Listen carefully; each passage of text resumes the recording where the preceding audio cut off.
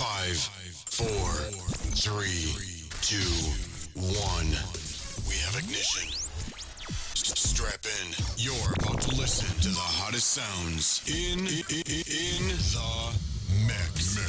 the mix. On the Facebook page yet. All right. Peace and elevation. It's your brother Mike X. Welcome to the Wake Up Project. We're dealing with, some bugs and some technical difficulties, but we're going to overcome that together with your help, with your participation in the Wake Up Project. We're going to build a foundation where we have elevated discussions, where we're not continuing to gripe, where we're not continuing to complain, where we're not continuing to protest other races, other ethnicities for better treatment. I put something up today on my Instagram page, and I was talking with a good friend of mine last night who came on last week's show. And I feel like when we stick ourselves in whining and griping and complaining and protesting outside groups for better treatment, it's kind of like a admission, of sorts, that we believe ourselves to be inferior. We believe that we can't come together as a race of people. We can't come together as children of God to tap into our unique skills, gifts, and talents, to build, first of all, to come together and learn how to practice self-love, self-respect, amongst one another. And secondly, after we get to that point where we're able to get along with one another with respect, with self-love, then we have to go into learning the science of politics. We got to learn the science of economics and entrepreneurialism. We got to learn the sciences of real estate, ownership and development, so that we can begin to take ownership of our neighborhoods. We should not be the only group in this American system that does not have significant control or say so over the businesses in our community. That keeps us in a position of being dependent. That keeps us in a position of being at the mercy of. We should not be in a position where our schools is being owned and controlled by outside groups. We should not be in that position and expect to be treated with respect and dignity. So, and with your help, we're going to build this platform as a place where we can come together, we can share love, we can share respect, we can share enlightenment, we can share positive support and challenge. So, I ask you, family, for those of you who might call in, just give me a couple of minutes to set up the show, and then we could, just flood, just come through. I want to say thank you to everyone who called in last week. I was told that we had 20 callers at one point, and, I was able to speak to 4. And, I kind of feel like, in my time of being on Blog Talk Radio and my first show last week, the podcast, I feel like if you take your time out of your life and your busy schedule to call in, I just appreciate you so much that I want to stay on the phone with you for a while. But by the same token, I know that there might be other people who are calling in behind you, So it kind of, wow, it's hard because, I want to, break bread or kick it with you and allow you to get whatever it is off your chest. But by the same token, I want to honor other people who may be coming behind you as well. I want to thank people who shared the Facebook Live and left likes and comments. To those of you who left messages of congratulations, I want you to know that I consider myself to be nothing. without the growing presence and relationship in my life with the eternal spirit of truth that some call God. It's amazing to me that I'm at this moment. It's amazing to me that I'm finding a growing confidence in who I am, and I'm not worried, so much about what outside people are into, whether it's, people who don't have on their agenda, Black/African empowerment or liberation or health or wealth. I'm not worried about them. Those amongst us who are still stuck trying to get in and fit in lowly stereotypes and things of that nature, I wish them the best, but I know that the best thing that I can do personally to try to help them is I got to continue to fight to take ownership over myself, and strive to become the most positive, the most committed, the most disciplined brother that I can be. And by doing that, I set up a situation where I can connect with other people who are doing the same thing. So we begin to build a micro unity between ourselves, where we're giving love. Number one, we're giving love to ourselves, and number two, we're able to overflow that love and appreciation to other people. And so things might look like, and things might even be, messed up.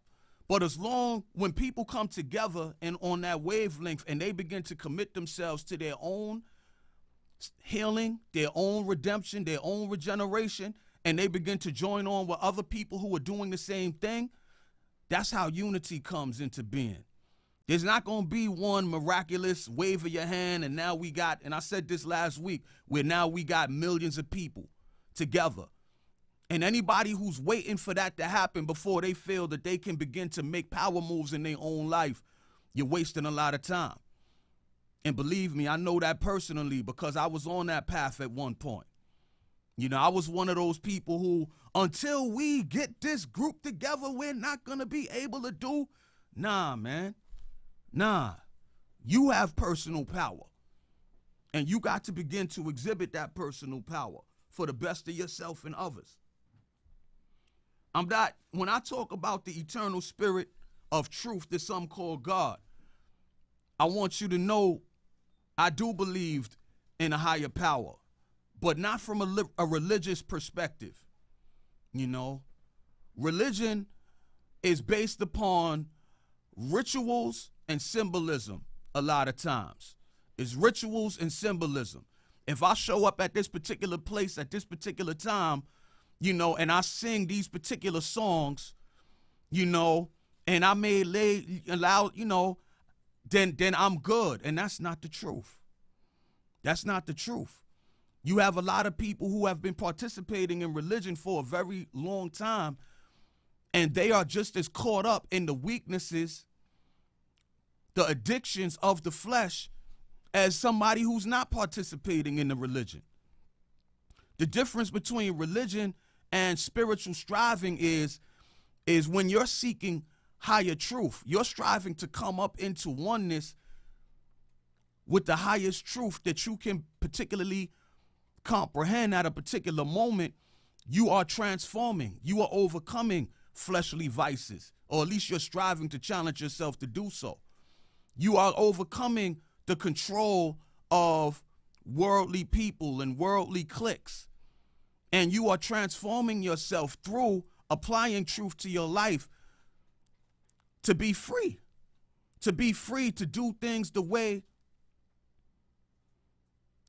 the Creator created you to be able to do that. And why am I speaking in such vague terms?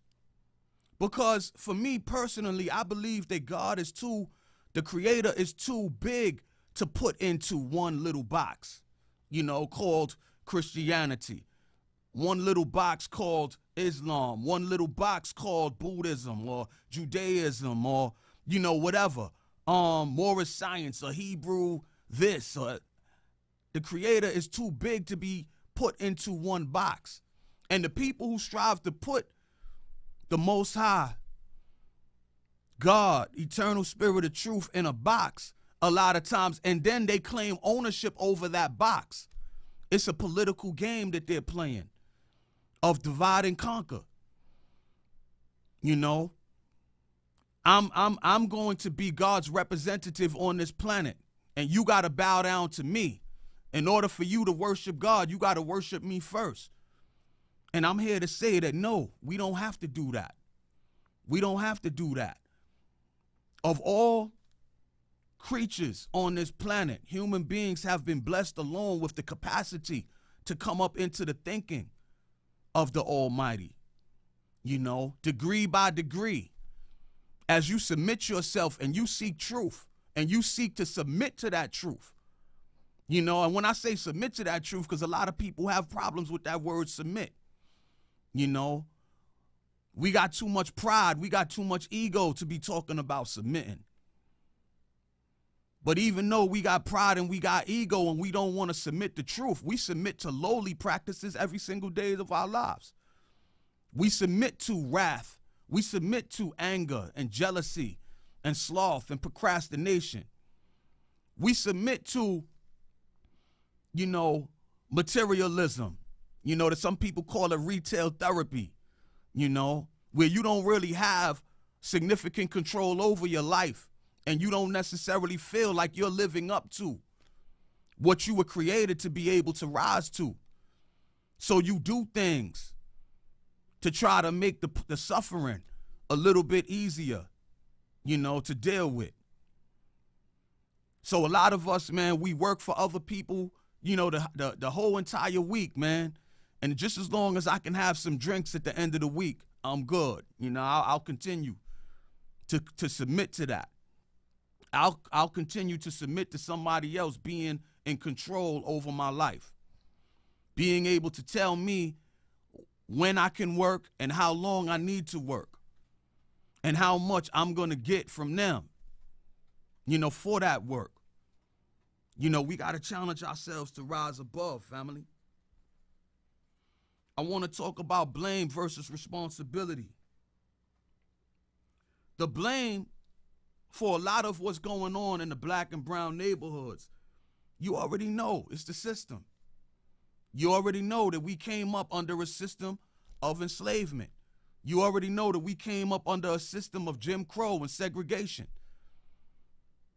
You already know that we came up under a system of, you know, our leaders being taken away from us so that we would not be able to get our communities together the way other people have their communities together. So the blame is not ours, and we got to let go of that blame, because that blame of believing that there's something wrong with us has stopped us from being able to take responsibility over our lives. And that's where we need to be focused on. We need to be focused on the responsibility, you know. And, you know, we need to start calling a spade too. You know, as far as that blame is concerned, I promised one of my friends I wasn't going to say, you know, 159 times tonight. I know that that's a habit of mine. We need to be calling a spade. Stop letting other people portray us as if the only thing we've ever done is been slaves, or there's something wrong with us, we're criminals by nature. You know, let them display us all over the news, you know, that we stole this and we stole that. Who has been a bigger thief on this planet historically than the white imperialists that came out of Europe, that came out of Great Britain, that came out of France, that came out of Spain? You talk about somebody in the hood stole a pocketbook. Yo, you stole a people. You stole an entire continent. You know what I mean? Like, how dare you? How dare you? How dare you steal us, rob us of our history, teach us that we never done ish, take away all of our leadership, disrupt our families, make sure that our fathers can't take their rightful place within the household, put the entire weight of holding the family down and the community down on top of that on our women, so that our children won't be able to be raised in balanced households and won't know, a lot of times won't have the type of that fatherly connection, that motherly connection. How dare you talk about crime in the neighborhoods when you have been the biggest thief that ever lived? Who is it that messed up the atmosphere? Where the ozone layer is being depleted. Where more and more, the air is becoming more and more toxic. The rain is, is toxic. The water is toxic. Everything is toxic. Like, who did that? You can't blame that on the Black/African people in the neighborhoods. Like, we got to start being able to tell the truth, man, about what's happening. So, blame versus responsibility. Imagine you walking down the block, minding your business, going to wherever you going, and somebody comes up out of nowhere and they sucker punch you, knock you off your feet, and you fall on your back. And you're laying on your back. You're not dead, but you're, startled. You don't know where you at. That person who knocked you off your feet is to blame. One second. That person who knocked you off your feet is to blame. The responsibility to get back up is yours. If you're not dead, if your back ain't broken, you got to get back up on your feet. And that's the position where our community is in right now. Is that caller still there? All right, let's send them through. Yeah. Peace. This is Brother Mike X. Who do I have on the line? Hello? All right, if somebody's talking, I can't hear them.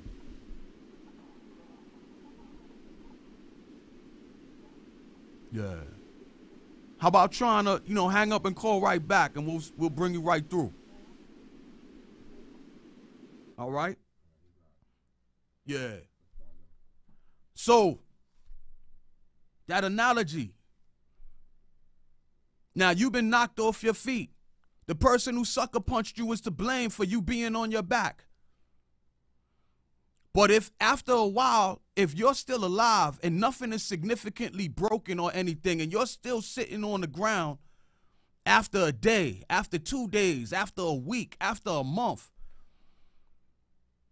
a healthy portion of that blame gets transferred from the person who knocked you down to yourself for failing to get back up on your feet. And this is where we're at right now. How crazy would it be if you got knocked out or knocked down? Send them through. Peace and elevation. Welcome to Brother Mike X Wake Up Project. Who's speaking, please? Oh, man.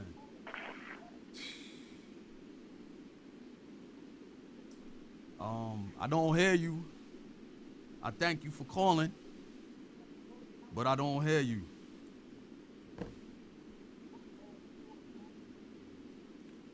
What's up, Peace? All right, I don't get it. I don't know what's going on, family. I apologize. What's up? Oh, man. All right. So anyway, family. Yeah. Hey, what's up? Who's speaking, please? Hey, my brother. Yeah, I keep getting disconnected. I was trying to pull you up, but I guess I ain't gonna be able to pull you up while I'm on the phone. So I'm just gonna stay on the line. Yeah, introduce yourself. This is sound like Brother Curtis. Yes, sir. Hey, how you feeling tonight, brother? What you think about what I'm bringing forward? For tonight's discussion. I love it, bro. It's what's needed. It's truly what's needed. And, you know, everything that's coming forth is about the work of our people. So, you know, that's what matters. Definitely. Definitely. Do you have any, you know, insight or any challenges that you would like to, you know, reveal or bring forward to the people at this time? Well, brother?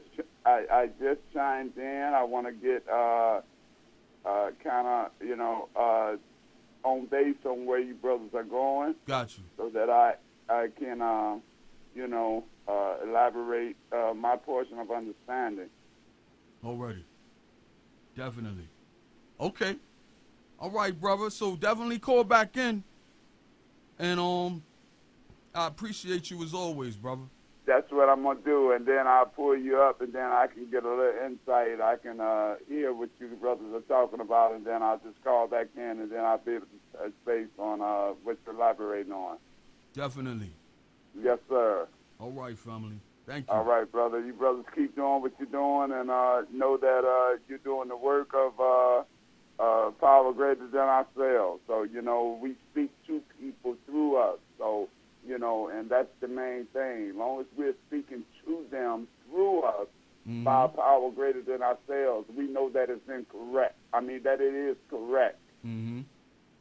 Yes, sir. So I'll be on. So I'll call back and elaborate, you know, once I get a little bit better understanding on where you brothers are going. Got you, brother.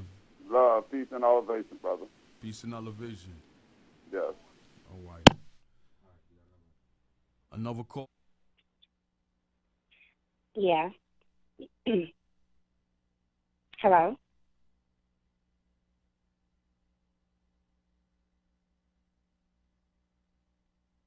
Hello? Go ahead. You can speak. We hear you. Oh, okay. Hey, bro, this is Jessica. Hey, what's up, family? Hey, so I just first want to tell you that I'm really proud of you. And, you know, of course, like we spoke the other night, definitely support you in your efforts. It was two things that I wanted to chime in with you on, and that was the part about the institutions, how we need to build our own institutions. I think that's very important because from what I've noticed is that a lot of us lack a connection to our history. And because we're not connected to our history, there's a disconnect. Because when you don't know who you are and you don't feel a part of something, then you always try to, you know, find yourself entangled in, you know, something to feel a part of, you know. And that's a major thing. If we all came together, understanding who we are, then, you know, there will be more togetherness and you know, us trying to strive to be better. And the importance about the institutions is we can't, you know, look for an education system that's set up for us to fail to teach us who we are. That's not going to happen. That's right. So those of us as educators, those of us that have, you know, the information, that have the connect, we need to get together and build our own institutions and start teaching our people about our history so that we can feel connected and have a more insight on who we are. And then once we get that, you know, hopefully the connection will be there, and then we'll start to come together to learn more, to come together more. Gotcha. And secondly, another thing that you said about the person who knocked you off your feet, I think a lot of times when we get knocked off our feet by something, we get intimidated. Yeah. You know, it's a fear factor that's there. We have spoke about that too, about fear. We don't want to face that. But at some point, you got to face your adversity. You know, the adversity, you have to. You can't keep running from it and think that it's going to get better, you know, because they're not running from us. They're taking everything from us, and they feel like it's okay. They doing it. They making money off of it. They living well. Everything they got, we taught them. We were open to teaching them. We were open to, you know, giving them. We were open to financing them. We were open to all of that, and they took advantage of that, and they made it to their best ability. They utilized it for their own good. And see, that's our issue. We allow people, you know, as a people, you know, I think overall we don't mind giving, but at the same time we don't use the discernment of who we're giving it to, and making sure that if we're teaching this person that they're going to go ahead and do something with that'll benefit us. I don't think no professor wants to teach their student and then the student turns around and not give any props to the professor. You know, that's one thing that they don't do. So we have to learn how to face our adversity. That's right, adversity, sis. and hey, I'm sorry, we have sis. to learn how. I'm sorry. This is painful right here. This is painful right That's here. okay. Cause I have I only have a limited amount of time, and Got you, yeah. yeah, and there's other people coming through. But please, Okay, come back in, and definitely let's continue to build our relationship as a family. You know, I definitely appreciate your support and you coming through. Got you, bro. All right. All right. Yeah, man. Hey, good evening. Thank you for holding on. Who's speaking? Introduce yourself. This is Glenn, one of the brothers that you grew up with. Glenn?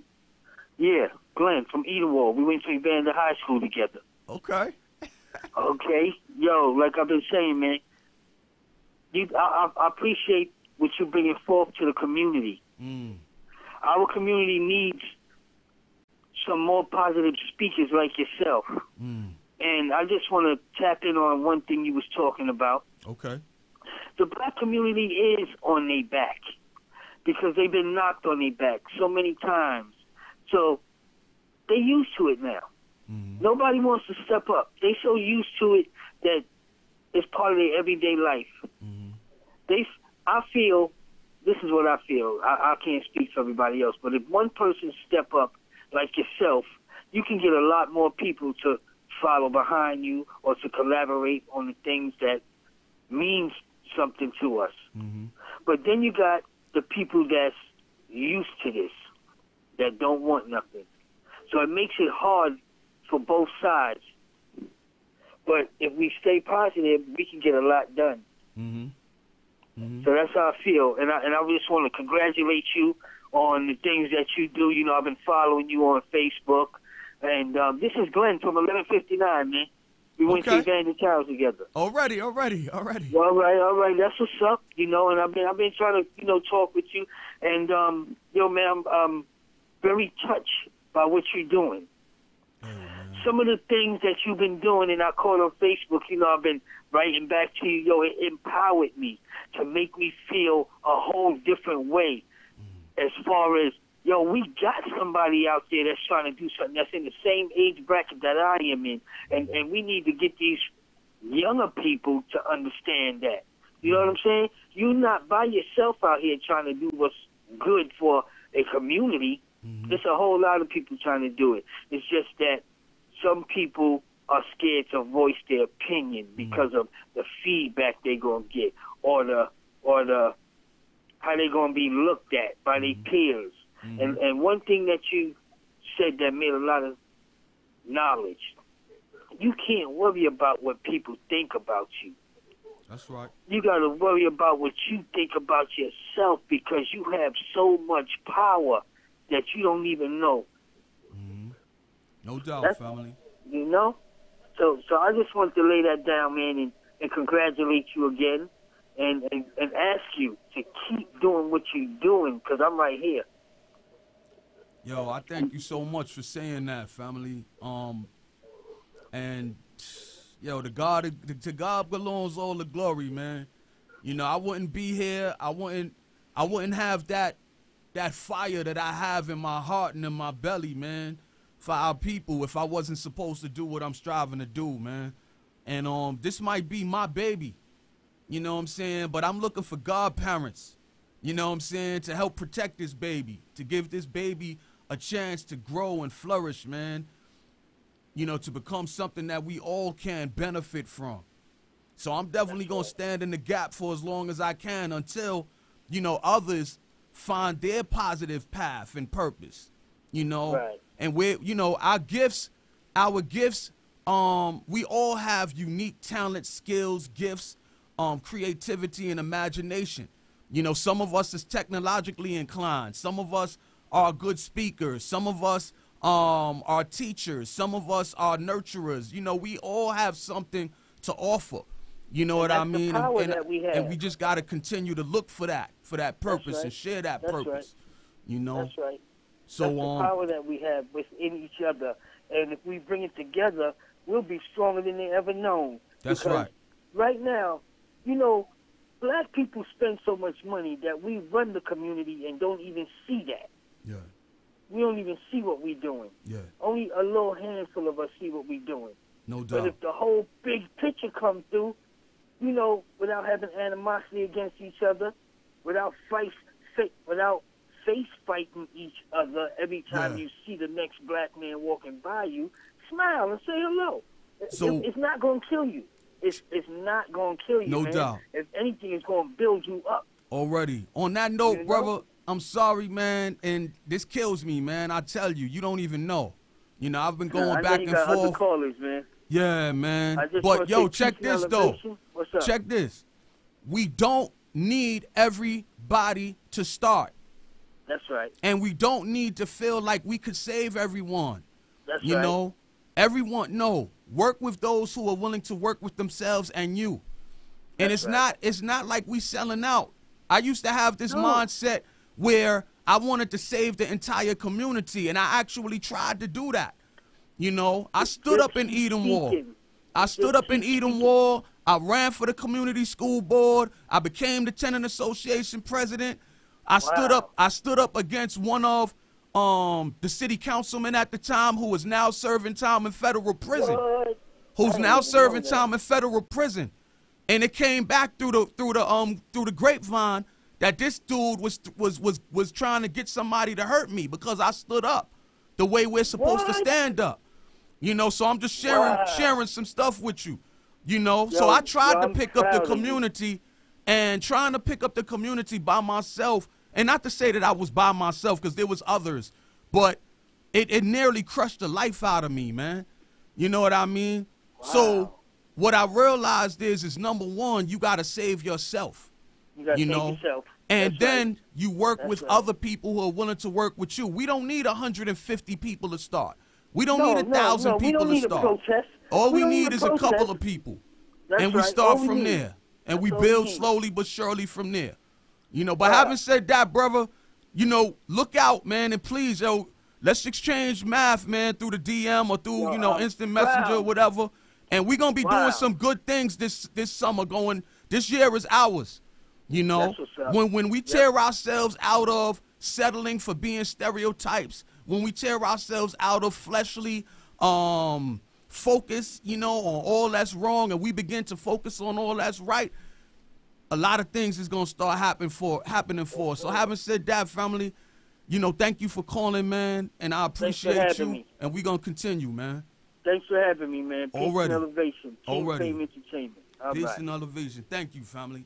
Thank All right. Check this, family. And y'all know how much I love Malcolm, you know. Malcolm is, you know, became my spiritual father to take the place of the father that I didn't have growing up. So, a month before Malcolm X was killed, he said, "Our biggest mistake in the past has been to strive to organize a sleeping people around specific goals." He said, first you have to wake the people up, and then you'll get some action. He was being interviewed, so the interviewer asked him, wake them up to what? To their oppression? He said, no, to their own human dignity, to their own self-worth. Now check this. Let's break that down a little bit. Our people know that we've been oppressed historically. Our people know that they're being oppressed right now. What our people don't know is that they are human beings just as much as any other race or ethnicity on this planet, and that you deserve what other people take for granted. You know, why should you have to settle for ghettos? You know, why should we have to settle for gentrification? Why should we have to settle for drugs and guns being pushed into our neighborhoods? Why should we have to settle for 99.9% of the businesses being owned and controlled by outside people? Why should we have to settle for that when we can look and see Little Italy over there? And we can look and see Chinatown over there, you know, where they have taken over their neighborhood and they run it and they own it and own everything in it. And they're able to supply security for their children so that their children don't have to grow up, you know, too fast, you know, and be exposed to, you know, thugs mentalities and sexual lust and all types of things that take away their childhood and rob them of their precious lives, man, before they even had a chance. You know, if we had human dignity, if we believed that we are human beings the same way other people believe that they're human beings, if we had self-worth, you know, and we were practicing these things, there's a lot of things that we're indulging in right now that we would stop indulging in overnight.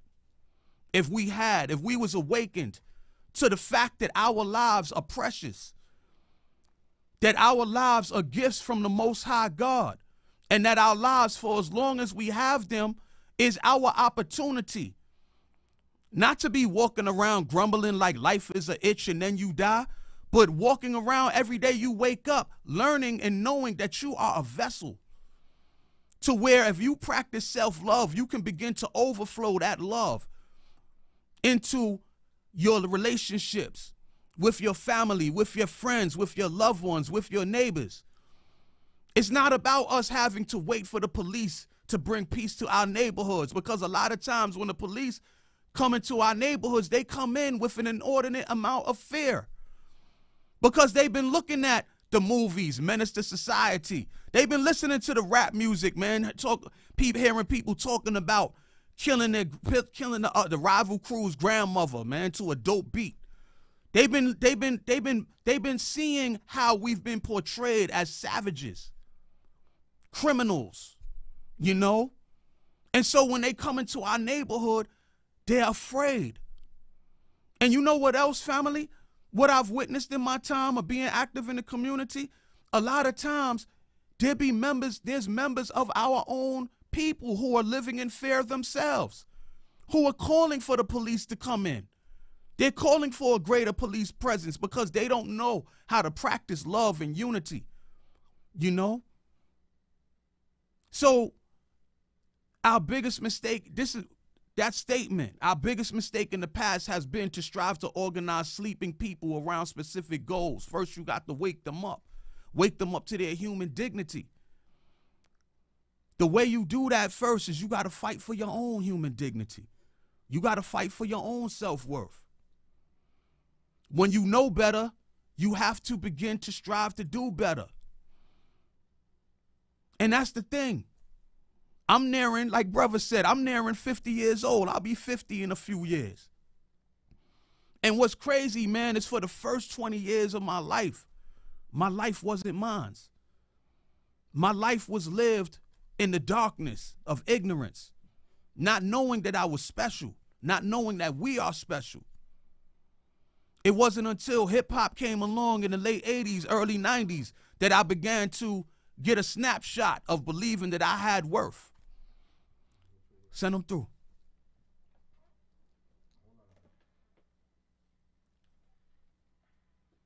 Good evening.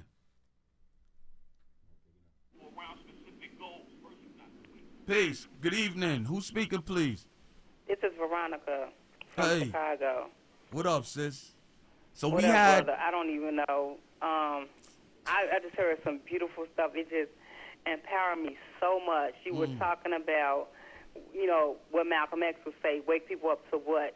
And you were saying wake people up to their dignity, to their human self, to their right to be human, a right to live in a society that, you know, that protects them, that nurtures them, and so, you know, to see them flourish and grow, and for the children to be at peace and give them time to grow up. And I thought about that, brother. I thank you so much for bringing it out, because that's something that my 16-year-old is well aware of. She's well aware of the fact that something is really strange when she has to feel like that she has to grow up real fast and she can't relax and be a child. And it's because of the environment we live in. That's right. I just want to say that was so empowering. I feel so great to, you know, to be fed that knowledge and to understand that, look, we are human beings. We deserve the best. We deserve our community to look like the other communities that we see, you know, from afar off. So I just appreciate that, brother. I really do. Already, family. We got to understand, you know, they talk about gang violence, they talk about criminality, but who killed Dr. King? You know, who killed, you know, or harassed Malcolm X? You know, who worked to destroy the Black Panther Party? You know, who worked, you know, to exile Marcus Garvey? Right. I mean, you know, they want us to be ignorant. You know, and when I say, let me not make these blanket indictments, you know, you know, because I don't want it to sound like, you know, I'm blaming this on everybody. There are significant historical groups that worked to enslave us, that worked to keep us ignorant.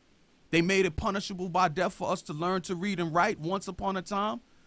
And there are also, I believe, groups now today that don't want to see us really come back together. And they want us to participate, a lot of us, in our own victimization, you know, and blaming people who are falling through the cracks for the existence of the cracks, you know? Yeah. So we have a responsibility ourselves to learn about what we need to do to begin to nurture our own lives and represent that nurturing. It's not upon us to just sit and wait for Dr. King to come back or sit and wait for Malcolm to be resurrected. You know, it's upon us to take ownership of our lives, become the strong fathers that we need to be, become the strong mothers that we need to be, become the strong neighbors that we need to be. And stop hurting one another. Stop participating in that crabs in the barrel mentality. Yeah. You know what I'm saying? Yeah. So, do you have anything that you know, like to finish with before we move on? You know what? You have said a mouthful. I really love the analogy that you said about if somebody knock you down. And is it, you know, would you just lay there? You said you gave it like, if you was down there for maybe a couple of days and it turns to a couple of weeks, would you just lay down there? And you talked about it's our responsibility to get ourselves back up. That's right. And start practicing, you know, things we have to practice that would strengthen us to, and, you know, and nurture that inner strength that's on the inside of us already that we have, and get back up and do our thing.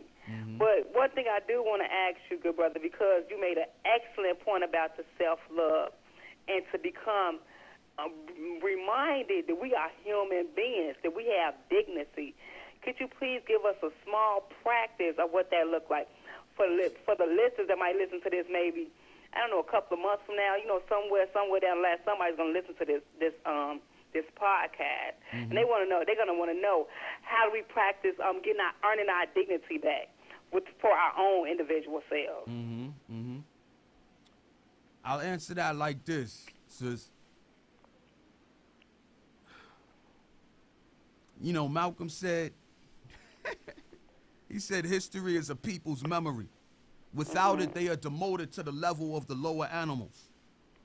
History is a people's memory. Without it, they are demoted to the level of the lower animals. When we look around our neighborhoods and we see the growing savagery, you know, the growing parasitical behaviors, you know, of people, you know, robbing old people and running up on young people, and, you know, your consciousness is what allows you, and your ability to feed your consciousness is what allows you to rise up into your higher faculties. It allows you to rise up and taking positive ownership over your perspective and how you view things. It allows you to begin to make informed decisions about things, you know, and to use the power of choice, not in a negative way that tears yourself down and tears other people down, but it gives you an opportunity to take positive control over making better choices. I'm starting to know better, so I'm starting to do better, you know? And once you begin to realize that you've been participating in a system of self-defeat and self-destruction, and you realize that, and you're aware of that, now it's upon you to fight through the fear that brother was talking about and begin to Walk your own path. You don't got to follow what everybody else is doing. That dignity is talking about we got to tear ourselves out of the lowly mindset of being, iggers, with the N, or being itchers with the B, and being proud of that, and trying to rehabilitate those words as if it's only about the word. It's not only about the word. It's about the custom that that word represents. That's what's really destroying you, the customs of viewing yourself as being, that igger with the N or that itch with the B. So we got to stop that. We got to come out of that, and we got to become men again. We got to become women again and redeem what it means to be a man again. Being a black man doesn't mean that you impregnate as many women as you can, and then you step off. Mother's baby, father's maybe. That's not what being a man means. Being a woman doesn't mean that you allow yourself to fall down to representing yourself through your fleshly wiles, feminine wiles, as they say. Reclaiming your human dignity as you have healthy respect for your life. You have healthy respect for your body temple. You have healthy respect for who you're going to allow into your presence. Yes, we have to begin. We got to begin to raise our standards,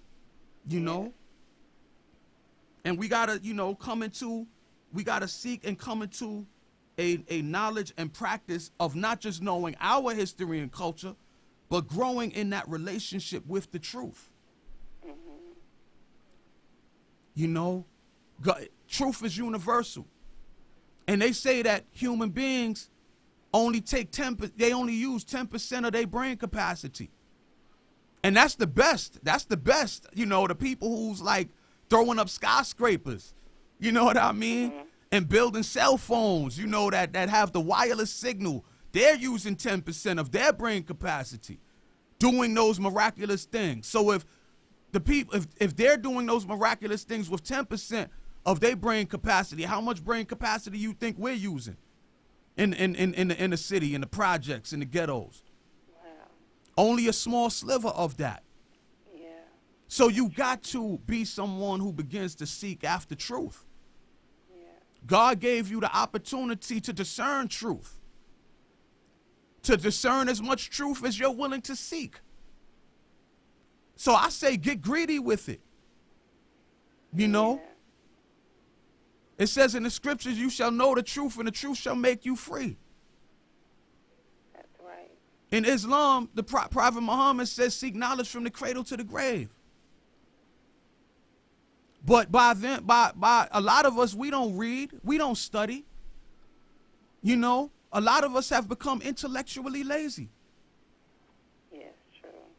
And we're pawns of the reality TV. We're pawns of the radio. Me and a friend of mine, actually me and a coworker of mine, we was together today and we was marveling at some of the music that was on the radio today. Nicki Minaj, I'm not even going to tell you what she said. And this is being played on daytime radio. And who you think that music is hitting the most? Because some will argue like, yo, the radio, everybody listens to the radio. But everybody hasn't had their history stolen from them. Everybody hasn't had their humanity stolen from them. Everybody hasn't had their godliness stolen from them. So it impacts us the worst out of everyone. You know what I mean? So we got to fight. We got to fight. No more going along to get along. We got to take ownership of what I call the lowest common denominator. The lowest common denominator is me. The lowest common denominator is you and others taking positive ownership over their own lives. I used to live my life from the outside. Even when I, became a conscious, I became so-called conscious, that there's a system, and it's abusing us. And I was looking for that artificial number, that thousands of us, we needed to come together so we could save ourselves. And what I didn't realize at the time is that people got their own free will to use it as they choose to use it. And while I was waiting for them to get ready, I was wasting my own opportunity. So you got to get your own life together. You got to learn how to be able to love yourself in the most practical way that you can. That's my phone going off. I should have had that on mute. So you got to fight to get your act together, and you got to lead by example. You know, like come out, step out into your community, stand up for something. They say if you don't stand for something, you'll fall for anything. And I say to you, read. I'm gonna share a couple of books, and I'm running out of time, and it's like, damn. I wish that we could like get a 2-hour show going on. But we gonna find a way to continue to build regardless. Absolutely. So I hope I answered your question, sis. I'm running out of time. And I thank you for calling. We had a call from Texas. We had 2 calls from Chicago. 1 call from New York City. And I definitely appreciate y'all for coming through and sharing this time with me. You know, and we're gonna continue to build, sis. I'm gonna move on at this time. Thank you. Yeah. Thank you. Talk to you soon. Bye-bye. Got you. Now, family, please don't make the mistake. Don't make the mistake of thinking that black love is anti-white or anti-anybody else. You know, it's really not our fault that we've lived in a system that has taken so much advantage of us. And a lot of times, like every time we got back on our feet and it seemed like we was, you know, finally moving in the direction, that our leadership was lied on, was slandered, that was killed, you know, was taken from us. Like it says in the scripture, strike the shepherd and the sheep will scatter. It's not our fault that continues to happen. When I say that we should love ourselves, that doesn't mean hate anybody else. And you know what? The only person that would think that is someone who wants you to love them more than you are able to love you.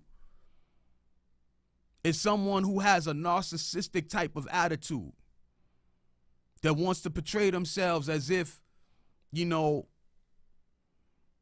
they are God's people, you know. And I'm not advocating that at all.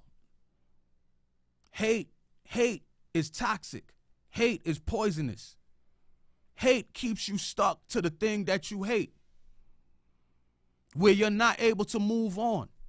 And like I said last week, you know, like sometimes you need to get angry. Sometimes you may need to begin to adopt hate of the thing that has been abusing you. But you can't afford to get stuck in that cycle of hate. At some point, you got to be able to, you know, now that you're free of that thing, you have to be able to come into a healthy ability to love yourself, to love your life, you know, in the most practical way, to love your body. This physical body, this body temple is the only thing that's holding you, or the main thing that's holding you on this earthly plane. Yes. Peace and elevation. Welcome to the Wake Up Project. Please say your name and where you calling from. Yes, this is Brother Curtis Wise. I'm calling from Houston, Texas. Already. Yes, sir. Thank you for coming back. What's going on? What's on your mind, brother? Oh, man, I was sitting here and I was listening and to where y'all was going and everything, and I kind of got understand where you at and, you know, your demonstration. So I said, you know, I was taking my little notes and listening to everything. And, you know, when I think about God willing it within itself, you know, and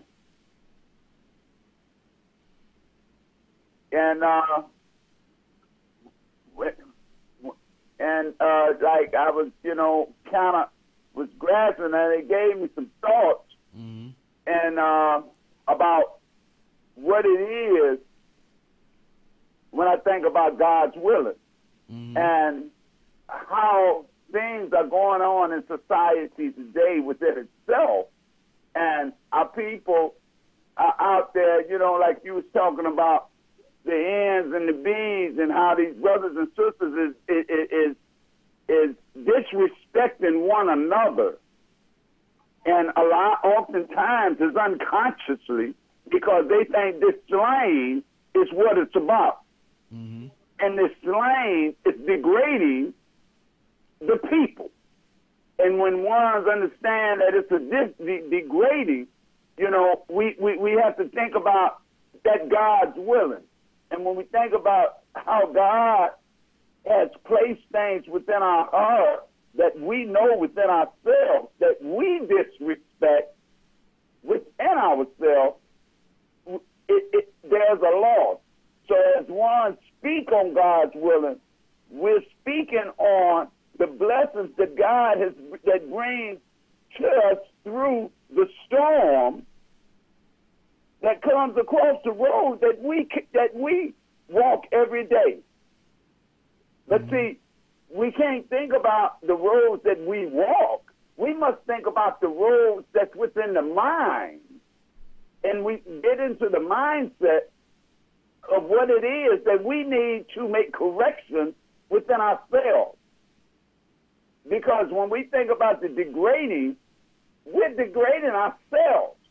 And this is where we get lost at. We don't understand that we're degrading ourselves with all this disrespect to the others, to the females, to the elders, to, you know, to the brothers. Yeah. You know, the weak. All right. And it's so many out there that are weak. And then we think of our sisters and the elders that's being disrespected by the individuals that think this slang is what it's about. And it's not. And this is the storm that we are walking every day across the mind. So we must understand that God has already placed within us to live accordingly to the basic instructions before leaving Earth. No doubt, family. I got a couple minutes left, brother. Okay, and I appreciate the little time that I had, and you know, to give my understanding, and you know, just continue to put these things out there so that we can fill the minds with correction. No doubt. No doubt, family. Because we must elevate to another level. We must get off of the planes of things made manifest and get into the mind of the things that is not physical. No doubt. Brother, we have to lead. We got to be willing to lead by example, and that's what we're doing right now. Absolutely. Yeah. So, brother, I'm going to talk with you soon, and thank you for coming Yes, sir, through. my brother. Already. And love y'all much, man, and all the callers, thank you for calling in. And I just love the understanding that you have within yourselves. And these are the examples that must lead. All right, brother. Thank you so much. And peace and blessings, and I love you all. Love you too, family. Yes, sir. All right. So, family, definitely, please, I thank everyone who called. I thank everyone who, I wasn't even able to bring up the Facebook Live, but I'm going to check that soon. I wanted to look at it on my phone as the show was going on, but I wasn't able to do that. I want to say to you that there are many ways for you to get to, there's many ways for you to get to where we need to be able to get to. We don't all have to be the same. There's more than one path to get to reconnect with your higher self. And I would say, you know, walk the path that is closest to you, that's helping you to get to where you're going. From a cultural perspective, from a religious perspective, from a spiritual perspective. It wouldn't make no sense for Brother Curtis if we was trying. There's more than one way for us to get to California. From me in New York City, I would go straight. For Brother Curtis, his best way to get there would be to go straight. It would be messed up for me to try to get him to come to New York City to then turn and go out west. Whatever path is most accessible to where you're at, follow that path. You know, as we close out the show, I say thank you for coming through. I say let's continue to seek the truth and apply the truth to our lives. Let's continue to strive to learn how to separate ourselves from bitterness and contention and turn towards love and turn towards compassion. Your closest enemy is yourself when you're twisted emotionally, mentally. You're your closest enemy, but your closest ally is also you when you got your mind right. When you're able to cultivate an emotional balance of peace and serenity and spiritual uplift. So having said that, we're going to close out tonight. I hope you got something out of this show, and I'll speak to you next week. Peace and elevation. Plug yourself. Plug.